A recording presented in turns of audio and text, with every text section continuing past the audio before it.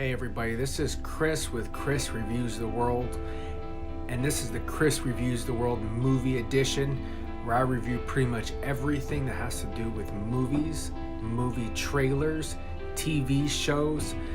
Thank you for watching. Enjoy the content, guys.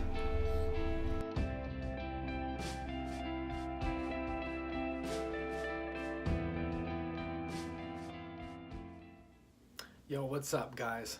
So today I'm doing the Justice League review, the JLA Justice League of America review. I'm going to give you guys a pretty straight up now. I thought it was awesome, all right?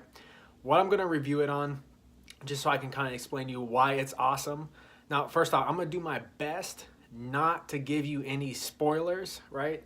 Because I don't want to ruin it for you guys, the guys that are still going to see it in the movie theater. So what I'm going to do is I'm going to review it on the plot, the characters, because you know there's a couple new characters in this movie, and how did it look, and should you go watch it, in my opinion, okay? So the plot's awesome, guys. I'm going to tell you that right now. It continues from where Wonder Woman left off. So right where Wonder Woman left off, it continues it. She has the God powers, where she can slap her hands together and shoot out a sound wave and pretty much knock everybody out over if we can send them flying away. And she's fast. So it continues that. And it also continues right from where Batman versus Superman led off. Now, guys, I was a little worried about this because Batman versus Superman, in my opinion, had some pacing issues. I think it started really slow at the beginning, and then at the middle to the end is where it picked up and became pretty cool. But I was really worried about that, but no. They fixed those pacing issues. I was really impressed with this movie because it started off fun. It continued being fun through the middle of the movie, and it ended being fun. A lot of action all throughout the movie. It wasn't really slow or boring at any point, in my opinion. I thought DC really stepped it up because I especially of late, I always thought that Marvel was making better movies. But no, DC did not disappoint, and I'm happy to see it because I'm also a fan of DC just as I am of Marvel. But no, DC fixed those issues that they were having with their movies. It was even funny. You know, DC normally, their characters aren't that developed as of late. But no, in this movie, they completely fixed all that. Funny characters, great plot, continued not boringly, like there wasn't a ramp-up period, like they ignored the other movies. No, it continued right from where they left off, right from the beginning of the movie. So I really liked that about this movie. I also liked Cyborg. More of a support character, but he had their moments. Flash was a comedic relief in this movie. Man, he really added to this movie a lot, I have to tell you. He's not necessarily a badass fighter, but just from what he added to this movie, he had these funny moments. Like, it'd be real serious, and he'd come in and do something silly. So good addition to the Flash. He kind of stole the show as the support characters go, the add-ons. Of course, Wonder Woman, she played a support character as well, but she did have her moments, like her solo moments where she kicked ass and saved everybody. And then there's Batman. He played the leader in this movie, basically. Superman should still be the leader, I'm not gonna lie, guys, because Batman's more of a loner. But no, he played a good leader in this movie. He got the job done. He recruited some folks. We have Aquaman. You know, I wasn't too sure about Aquaman, to be honest with you guys, because Aquaman usually comes in those green and orange tights. I know they updated that in the comic book, but I was worried they would try to bring something like a lame Aquaman to it.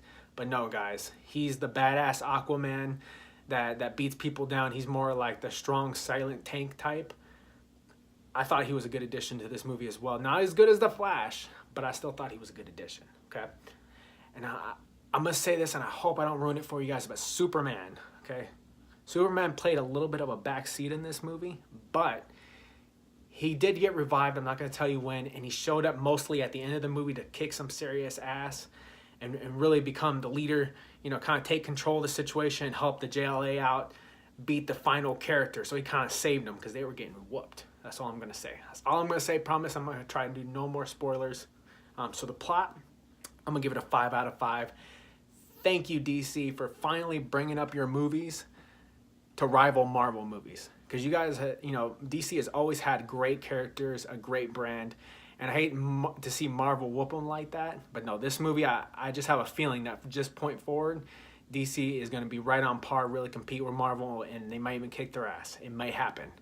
I mean, I saw Thor, huge Thor fan, huge Avengers fan, and I actually enjoyed this movie just a little bit more than Thor.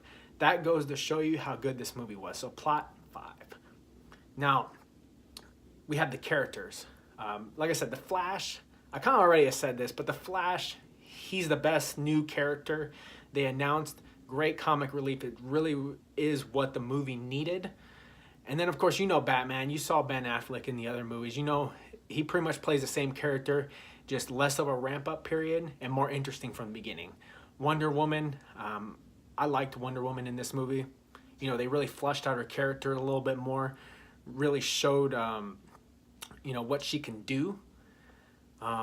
Superman, of course, he's the leader. He comes in a little later in the movie, but that's okay because he still does a very good job. He still has his moments. Aquaman, you know, he really does play kind of like the tough guy in this movie, but I thought he was cool. Like, he wasn't timid. He wasn't weak. You know, he could, like, jump through buildings in this movie. Like, he could fall from the height and slam into the ground and be okay. So they didn't weaken him up, or, you know, they really made him badass in this movie. And Cyborg, you know, expect exactly what you would expect from the cyborgs from the comic books. He wasn't like a weaker cyborg or a more emotional cyborg or anything like that. He really was that tough guy cyborg you see in the comic books. So I really did enjoy that. Overall, I thought the character development was way better than the past movies. You know, I enjoyed it. Guys, I enjoyed it. It was a very good movie. I don't know why. I've been seeing some reviews lately that say that the character development's kind of weak in this movie.